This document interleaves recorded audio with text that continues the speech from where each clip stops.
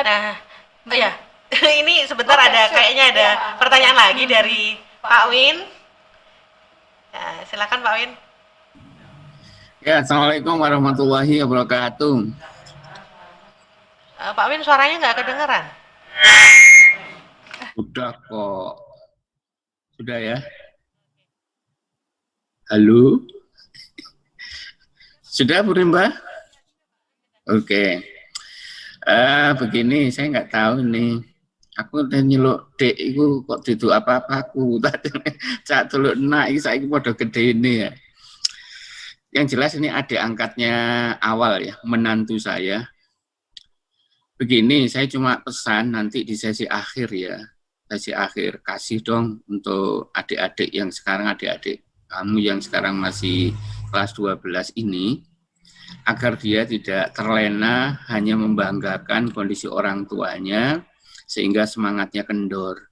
Terlebih di masa pandemi ini, Masya Allah, gurunya juga wali oleh ngajar, nggak direken ya, sampai bengak-bengok, halo anak-anak, ini mikrofon saya rusak apa gimana ya, kok nggak ada suara sama sekali, jadi kita itu seperti bicara, seperti apa ya, pasiennya orang mendur lah gitu ya, di depan kamera, tapi suaranya itu 1-2 saja. Jadi anak-anak, ini saya ambil alih sebentar ya Bu Rimba, mohon maaf.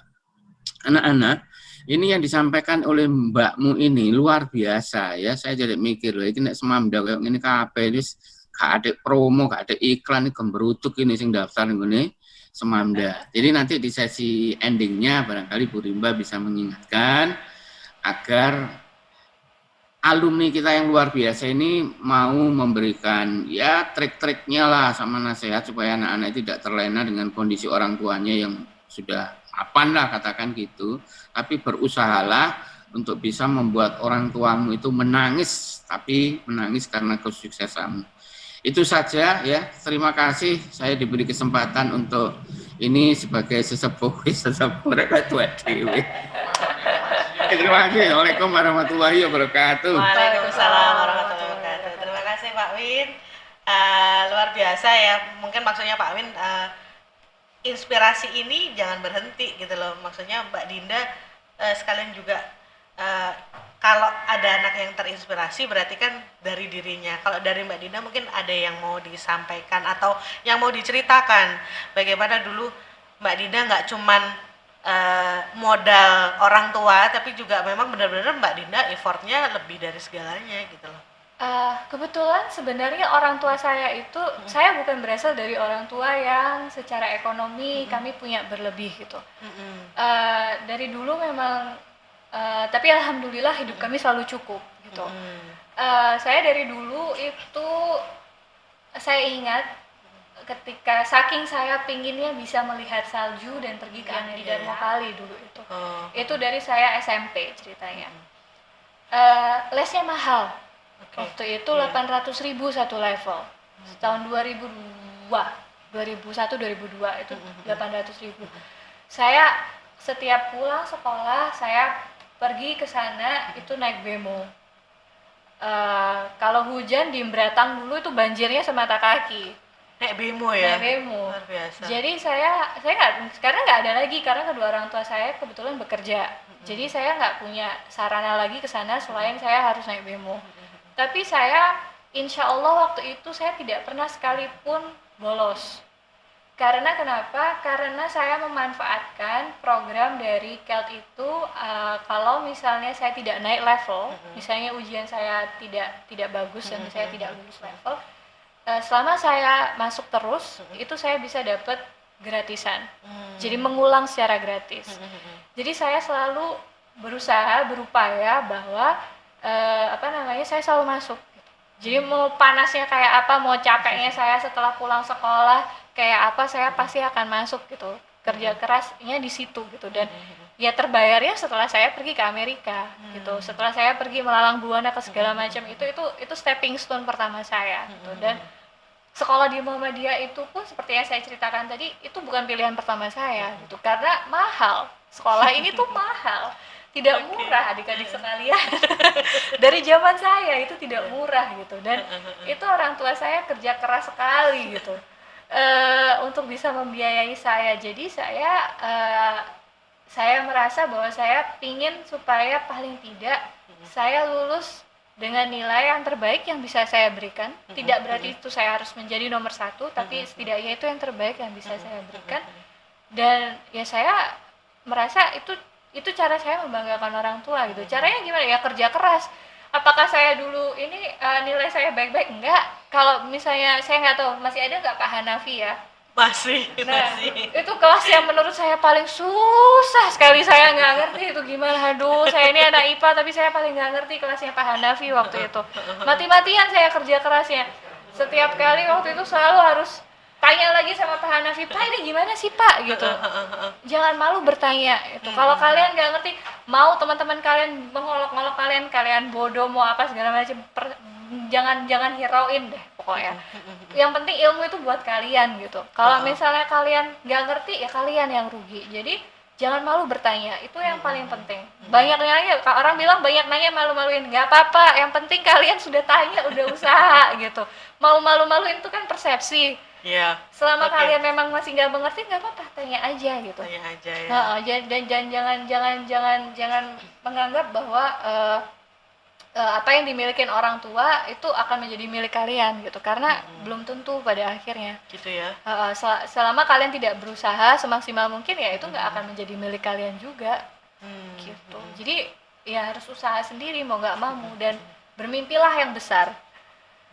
Kalau kalian mimpinya tidak besar, ya apa yang kalian dapat ya segitu saja. Saya pernah dinasihatin oleh salah satu supervisor saya.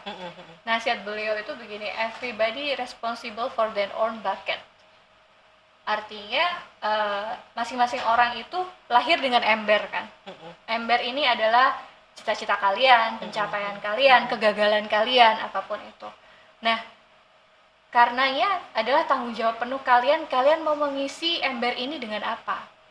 Kalian mau berapa banyak yang kalian masukkan di dalam ember ini. Kalau kalian pengen mengisinya banyak ya dia akan membesar. Kalau kalian mengisinya kecil ya udah segitu-segitu aja, dia nggak akan membesar gitu. Jadi ya kalian harus bertanggung jawab terhadap ember yang akan kalian bawa ini sampai kalian mati nanti gitu. Oke, ada pertanyaan juga di WA. Coba saya bacakan. Oh, udah banyak ini pertanyaannya ternyata. Dari Brian Rizky kita dari 12 IBB. Assalamualaikum. Apakah ada permasalahan atau hambatan tertentu yang dihadapi Kak Dinda selama bekerja di bidang international relation? Kemudian kalau dari Rezan Ramananda, sebagai seorang muslim menjaga iman terkadang tidak semudah itu. Terlebih ketika kita hidup di lingkungan internasional yang cukup sibuk. Beberapa kehidupan di luar sana juga nggak mendukung. Apakah ada tips dan trik untuk tetap menjaga iman? Nah, itu dua dulu. Oke, yang pertama tadi soal tentang permasalahan dan hambatan tertentu ketika bekerja di bidang international relation. Banyak, permasalahannya banyak. Karena international relation itu yang dalam ilmu HI yang paling kekal itu adalah kepentingan. Jadi persoalan hubungan internasional itu persoalan adu kepentingan. Kepentingan siapa yang lebih penting, lebih kepentingan siapa yang akhirnya bisa menang. Jadi mau nggak mau orang akan bersikukuh, negara-negara itu akan bersikukuh gitu. Ini punya aku nih kayak gini gitu, ini punyamu kayak gitu, masing-masing akan gontok-gontokan. Politik ya, politik gitu. Jadi mau nggak mau, mau nggak mau yang paling penting itu ya proses negosiasi. Negosiasi itu apa? Berdiskusi. Communication. Intinya itu sebenarnya hubungan internasional itu dimanapun sih, nggak cuma hubungan internasional aja, itu adalah kemampuan berkomunikasi. Betul. Gitu. Pertanyaan yang kedua tadi apa? Yang kedua, sebagai seorang muslim menjaga iman di lingkungan internasional yang crowded. Saran saya kalau itu cari teman yang benar. Cari teman yang benar. Bukan posisi menentukan prestasi, tapi teman yang menentukan prestasi. Luar biasa, Masya Allah. Kalau kita berteman dengan penjual minyak wangi, ikut wangi. Benar itu nggak bohong. Itu saya buktikan sendiri. Alhamdulillah kebetulan teman-teman saya itu teman-teman yang sangat baik-baik secara moralnya, secara perilakunya gitu. Jadi sebisa saya merasa saya tertolong karena saya punya teman yang baik. Sesama muslim Kadang ada beberapa juga yang non muslim tapi mereka masih sering mengingatkan, kamu ini udah waktunya asar, udah sholat belum gitu. Oh gitu. Jadi teman yang baik itu yang menentukan prestasi. Dan apakah ada peluang untuk menyebarkan ajaran dan agama Islam di luar sana? Apakah Mbak Dinda sendiri sudah pernah mencoba untuk, ini mungkin lebih ke syiar ya atau ke dakwah? Kalau Mbak Dinda gimana? Kalau saya itu kadang orang itu resistensi ketika orang lain memberi ceramah gitu kan. Kadang kayak kita aja merasa kayak kok kamu menggurui sih kesannya gitu. Begitu ya, preaching ya. Preaching gitu kan. Jadi kalau saya lebih saya melakukannya lebih ya saya menjadi diri saya gitu. Dan kadang ketika kami berdiskusi soal Islam, ketika kami berdiskusi tentang persoalan-persoalan sosial, ya saya seringkali menyebutkan, oh kalau misalnya di Islam itu gini loh sebenarnya gitu. Apa kalau kamu menganggapnya A gitu, sebenarnya nggak gitu. Kalau di Islam dia nganggapnya kayak gini gitu. Dan saya bukan yang harus preaching dalam skala yang besar gitu, enggak. Tapi menurut saya ketika satu orang paham tentang arti sesuatu dalam perspektif yang benar, buat saya itu cukup. Setidaknya dia bisa menjelaskan ke orang lain gitu. Jadi harapannya itu nanti kemudian bersambung ke yang setelahnya. Mbak Dinda sekarang kerja di mana sih? Kalau boleh tahu. Kebetulan sekarang sedang menunggu namanya background clearance. Oh, apa itu? Jadi kan kalau kita bekerja di sektor-sektor tertentu, itu background kita, riwayat histori kita itu dicek. Jadi kayak misalnya nih, saya punya nggak saya pernah melakukan kejahatan nggak selama saya tinggal di Amerika, di Turki, di Belgia. Saya terkait dengan isu-isu terorisme apa enggak gitu. Saya punya, misalnya saya nggak bayar pajak atau gimana gitu. Nah, ini mereka melakukan background check gitu. Nah, setelah itu baru nanti saya bisa bekerja di lembaga yang saya inginkan ini tadi. Lembaga apa itu? Ada salah satu kedutaan di Jakarta. Oh, di embassy. Iya, Oke, ini masih menunggu background check-nya selesai. Wow, itu untuk bekerjanya ya? Iya. Berarti belum bekerja sekarang. Oh, luar biasa. Makanya ini ada di Surabaya ceritanya.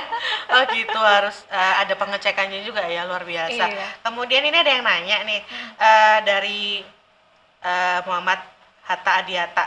Assalamualaikum, menurut kakak freedom of speech itu apa? Dan freedom of speech yang kita miliki di Indo menurut kakak itu seperti apa sih? Apakah sudah sesuai atau lebih baik dari negara lain? Atau malah lebih buruk bahkan terkekang oleh UU pasal karet ini? Wah, ini luar biasa. Ini apa ini? Ini kayaknya calon mahasiswa HI ini. Gimana Mbak Dinda tentang freedom of speech? Kalau saya melihat freedom of speech itu lebih ke arah kamu memang bebas mengutarakan apapun isi pendapatmu dan kamu berhak didengarkan oleh orang lain atas isi pendapatmu, tetapi tidak berarti apa yang kamu lakukan, apa yang kamu katakan itu boleh menghina dan menyakiti orang lain. Memang mungkin kamu tidak berkenan terhadap satu atau dua hal dari pendapat orang lain, tapi bukan berarti kamu harus menghina itu gitu. Jadi ada semacam, kalau orang bilang tepo seliro, di dalam itu semacam tenggang rasa, semacam pengertian, semacam empati terhadap kebebasan yang kamu punya gitu. Karena yang namanya kebebasan itu tidak selamanya bebas. Kebebasan itu juga ada aturan ya gitu. Ada tidak berarti kebebasan mutlak gitu. Kalau kebebasan mutlak namanya nanti anarki gitu. Gitu ya. Iya, jadi memang tetap harus mengerti yang lain itu seperti apa. Kalau memang misalnya ketika kita mengungkapkan sesuatu terus orang lain melarang, nah itu kamu boleh protes. Aku ini ingin mengutarakan pendapatku, tolong didengarkan gitu. Itu nggak apa-apa. Tapi ketika kamu menggunakan kebebasan bersuaramu, terus lantas kamu menjelek-jelekkan misalnya suatu agama atau menjelek-jelekkan suatu ras, suatu budaya gitu, itu yang tidak benar. Itu kamu tidak menggunakan kebebasan berbicaramu dengan cara yang sepantasnya. Kalau di Indonesia sendiri menurut Mbak Dinda sendiri sudah cukup sudah cukup free kah untuk mengutarakan pendapat itu tadi? Menurut saya Indonesia itu termasuk salah satu negara yang memiliki kebebasan berpendapat yang cukup bagus. Cuman saya kagetnya itu seringkali disalahgunakan. Karena menurut saya istilahnya sekarang, kalau anak sekarang netizen 62 plus 62, wah itu saya kaget sekali sih ketika saya mengikuti itu komentarnya. jaja Pedes-pedes juga ya gitu, julid-julid juga ya gitu menurut saya. Kenapa harus begitu gitu? Padahal sebenarnya nggak perlu gitu. Kita bisa mengkritisi orang dengan cara yang membangun, bukan cuma sekedar mengkritisi menjelek-jelekan. Itu menurut saya tidak membangun buat orang Tidak itu. solutif gitu ya. Tidak solutif.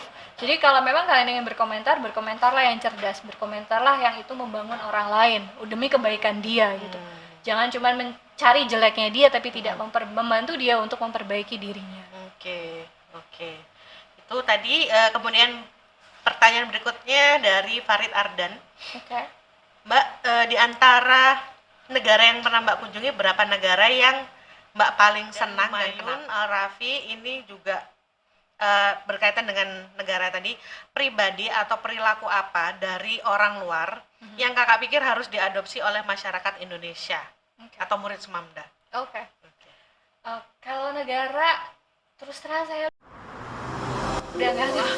udah nggak ngitung, mohon maaf. Tapi kalau ditanya yang mana yang favorit, saya juga punya banyak sekali favorit ya. Tapi kalau beberapa ya, kalau saya boleh memilih beberapa yang saya suka itu Thailand. Thailand. Itu terus kemudian Iran. Kenapanya dulu? Thailand kenapa? Thailand makanannya. Oh iya. Itu menurut saya spicy-nya pas.